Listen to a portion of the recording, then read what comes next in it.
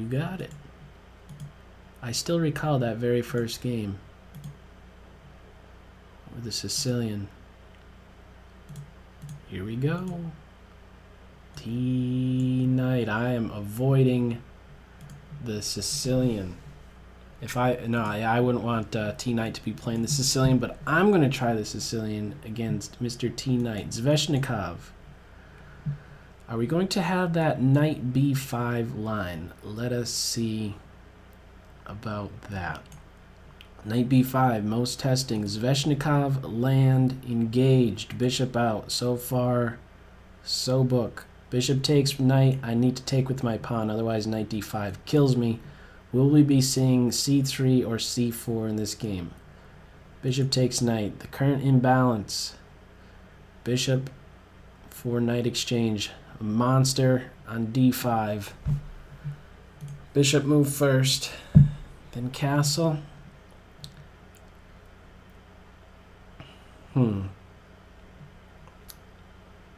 Yes, let's castle. If bishop g4, bishop e6. I don't want to exchange bishops. If we're going to exchange, I want it to happen on e6. Let me play here.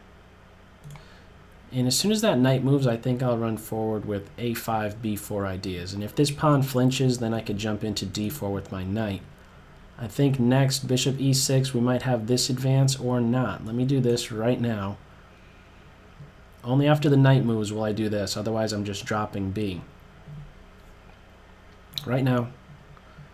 Right now. Timely. Timely, timely, timely. So this is not yet an open file, but it could turn out to be an open file quickly. So next up, what might I want to do? I might want to, let's say, play f5, but my light squares, I don't know. Or maybe I could look into g6 and f5.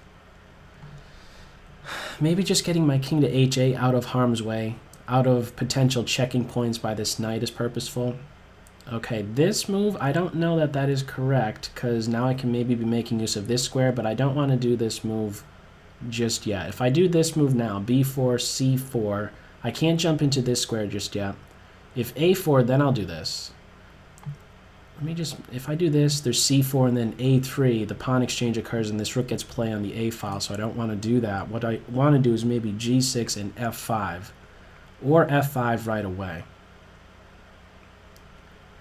Maybe I'd want to just do that. After all that, throw my king in the corner and pass. There. Now what? Back to your move. You figure out what to do. I don't know what to do. You figure it out. The other thing I could try is knight e7 to challenge this knight.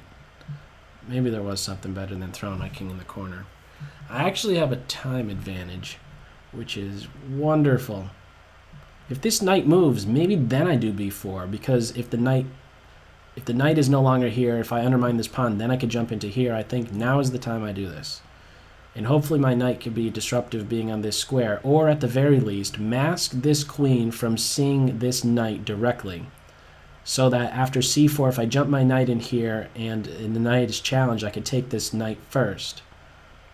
I think I take here right now and then jump my knight in, and that's going to be awkward. Let's give it a shot. Let's jump into this square. Again, knight here. I think I take this knight. And I'm doing okay.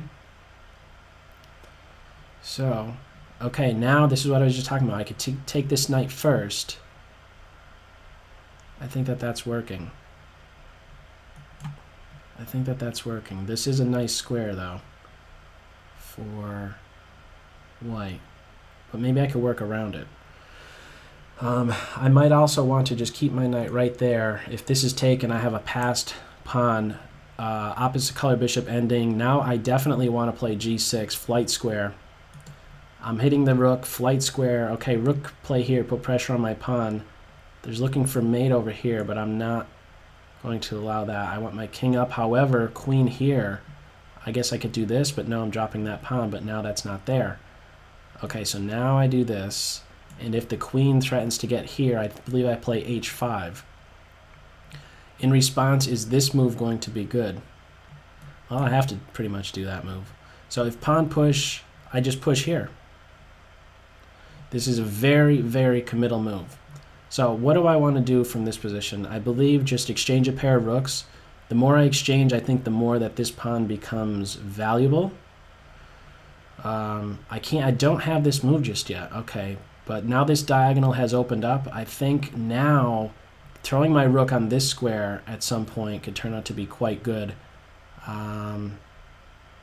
What else is there? I don't think there's anything better than doing this. This advance is going to come. I really can't prevent it. Okay. Huh. Now that's interesting. Looking for this pawn push, huh? How do I meet that? I have a time edge. Maybe I could devote some time right now to thinking of a good plan. This bishop is doing nothing but just defending.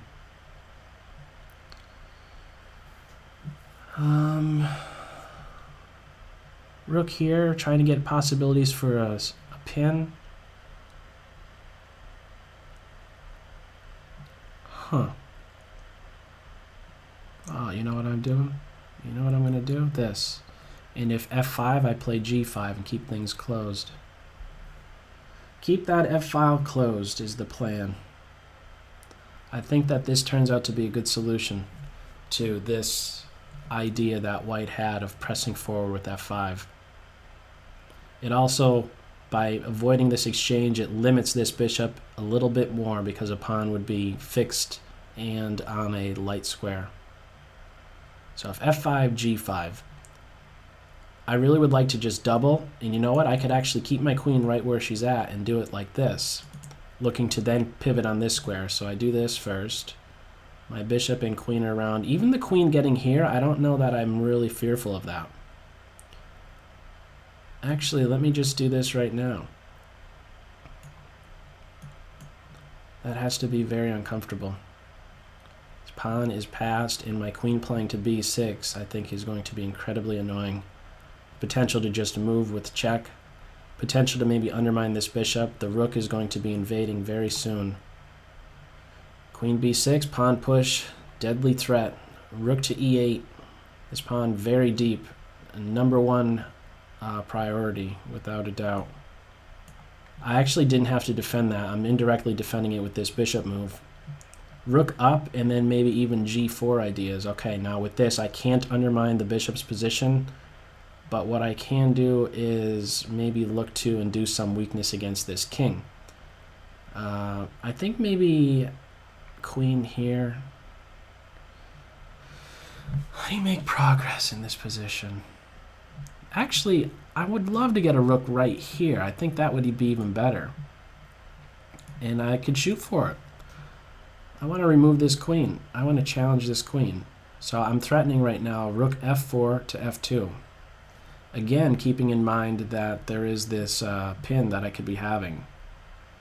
Does the queen go in the king go in the corner? If he does, then there's potential for back rank mates. Okay, that was missed. That was what I was saying for a while now. That bishop d4 move is something that I always had, but my opponent was down on time. Alright, let's back up. Flip that board. Sveshnikov, Sicilian. So far so book. Knight for bishop exchange, you'll either see c3 or c4. Bishop g5. Bishop e2, okay. We didn't see it in the game, but again, keep in mind, bishop e2, I believe bishop e6 is needed. You can't just go bishop takes, queen takes, because this knight is all the more powerful. White can rely upon that knight so much easier, and white would then be one step closer to getting into a good knight versus a bad bishop type of position. So castles, rook b8, rook e1. I don't know about rook e1. Maybe it's better to just follow through with the knight move. Knight c2. Maybe actually instead of the bishop move, as soon as I castle, excuse me, right here, c3, bishop g5, maybe it's best to just immediately go with knight c2 and then a4. I'm not certain of the move order.